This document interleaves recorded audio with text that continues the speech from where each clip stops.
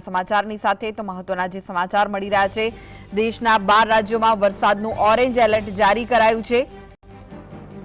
અહીં ભારેથી ભારે વરસાદ વરસી શકે છે। પહાડી વિસ્તારોમાં વરસાદથી પરિસ્થિતિ વધુ કથળી છે, કારણ કે ભારે વરસાદ વરસવાથી જનજીવન પ્રભાવિત થયું છે। ઉત્તર પ્રદેશના 13 જિલ્લાઓમાં પૂરની પરિસ્થિતિ નિર્માણ પામી છે। તો આગામી દિવસોમાં ભારે વરસાદની આગાહી હવામાન વિભાગ દ્વારા વ્યક્ત કરવામાં આવી છે। દેશના 12 રાજ્યોમાં વરસાદનું ઓરેન્જ એલર્ટ જારી કરાયું છે।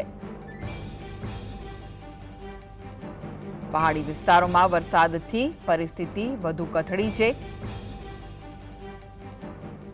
ઉત્તર પ્રદેશના 13 જિલ્લાઓમાં પૂરની સ્થિતિ જોવા મળી રહી છે। આગામી દિવસોમાં ભારે વરસાદની આગાહી પણ વ્યક્ત કરાઈ છે। તો પહાડી વિસ્તારોમાં પણ ભારે વરસાદ વરસતા જનજીવન પ્રભાવિત થયું છે। તો ભારે વરસાદની આગાહી હવામાન વિભાગે વ્યક્ત કરી છે।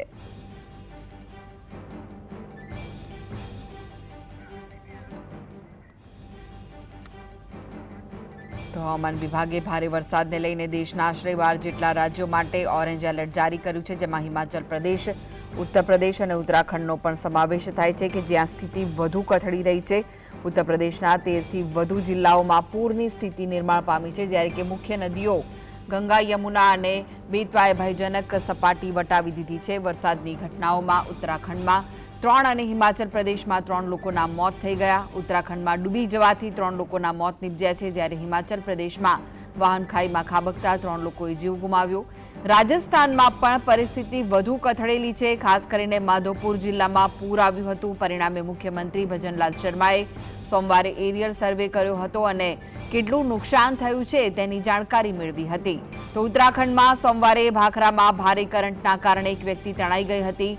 હલ્દવાણી રોડ પર રવિવારે ભુજિયા ઘાટ પાસે 2 લોકો ડૂબી ગયા હતા।